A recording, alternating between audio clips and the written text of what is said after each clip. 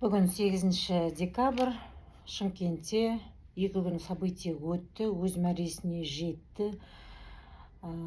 Москвада болатын форумның уровенінде өтті. Келмей қалған адамдарға, конечно, өкінішті, бұл событиеде бола алмаған. Регистрация жасап тұрып келмей қалған адамдар, орын болып келмей қалған адамдарға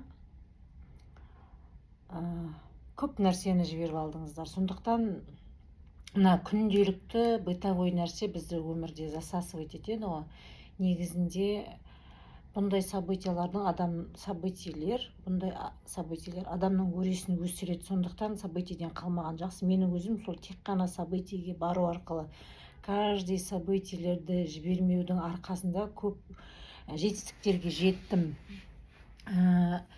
Ендігі бізді болатын событие ол 15-16 май Астанада Level Up Азия.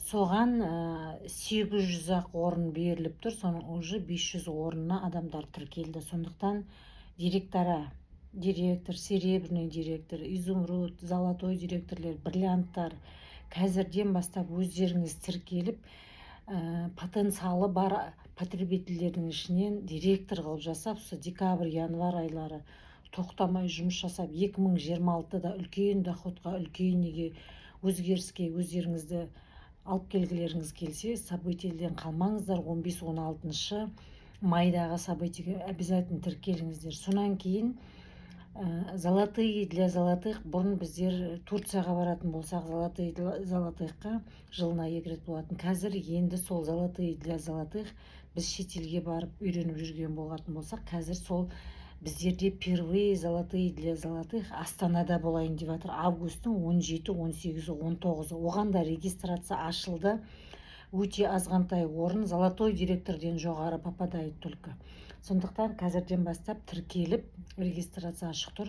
Сол событиеге өздеріңді пландаңдар. Егер де қазірден бастап өздеріңді пландайтын болсаңыздар, өмірдегі алатын орындарыңызды өздеріңіз таңдап, өмірлеріңізді өздеріңіздің қолдарыңызға, тізгінді өздеріңіздің қолдарыңызға алып, және өмірлеріңді өзгертуге кәдімгі бірінші қадам жасамақ ойларыңыз болса, жасайтын сол неге келесіздер. Сондықтан бұны неге айтып отырмын, тек қана событие адамды өзгертеді. Бәрі адамның басында, бәрі өзіміздің басымызда. Неге, мысалға, мен бір нені айтайын, бір студент, бәрімізде студент болдық, бір студент сабақтан лекцияда отырып ұйықтап қалады. Профессордың айтқан ештеме тыңдамай ұйықтап қалады, аузын ашып ұйықтап қалады. Содан не керек? Оянып кетеді, оянып кетсе, сабақ лекция бітіп, уже бәрі орындарынан тұрып тарап жатыр екен. Сосын көзін уқалап жіберіп, орнынан ол да тұрып кетуге айналып, артына бұрылып қараса, тақтада на доске екі задание жазылып тұр екен. Бұл үйге берілген задание ғой деп алады да, жазып алады да, үйіне қайтып кетеді. Сосын жаңағы енді келесі күні лекцияға, бір 2 күннен кейін ба лекцияға келейін деп жаңағы заданиені қарап, что-то өзі түсінбейді де, библиотекаға барып, сол заданиені копать етіп, енді ізденіп жаңағы заданиені шешімін тауып сабаққа келеді лекцияға. Содан сабақта отырады, профессор бір үндемейді, өзінің жаңағы сұрайтынын сұрап, айтатынын айтып сөйтіп жатыр. Сосын әрі-бері отырады да, қолын көтереді. Профессор, сіз келесі алдыңғы сабақта берген жаңа заданиеңізді сұрамайсыз ба, сіз деп сөйдейді. Сосын профессор көзін очкиін көтеріп жаңағы айтады, қандай задание дейді. Өткен сабақта берілген, тақтаға жазылған дейді. Ол тек математически осындай шешілмейтін нелердің бар екенін айтылған, ол осындай математикада шешілмейтін сондай нелер болатыны жөніндегі теория, ол негізінде шешімі жоқ деп сөйдейді. Ал бұл студент оның шешімін тауып келген, ізденіп. Сосын ойланып тұрып қалады да, мен оның шешімін таптым дейді. Профессор таң қалып, жаңа заданиесіне қараса, шынымен де шешіп біз Фатима жаңағы нені алып келіп отырғаны студентке таң қалады. Бұл история негізінде математик Джордж Данцинга деген математиктің американский өмірінен алынған. Бұны өзінің бір лекциясында айтқан екен. Сонда профессор өзі қазіргі математик Джордж таңғалғаны адамның бәрі басында екен деп сөйді. Шешілмейді деп берген задание, лекцияны тыңдамаған, шешілмейді деп заданиені айтқан профессорды ол қабылдаған жоқ, ұйықтап қалса лекцияда.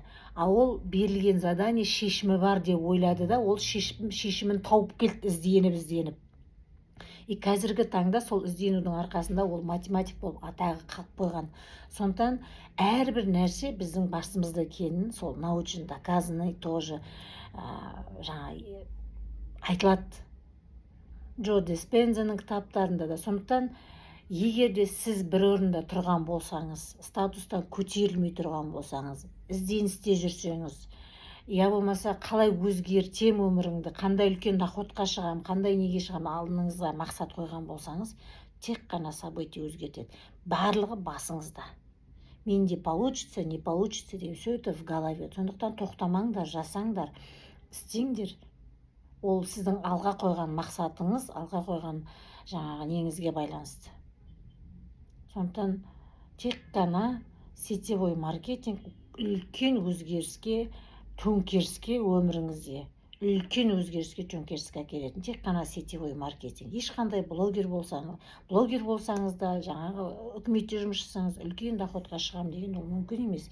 Қазіргі таңда тек қана социальный маркетинг, сетевой маркетингтің мүмкіндігін пайдалану арқылы бір жылда да өмірді өзгертуге болады. Сондықтан всем успеха, до встречи на событии.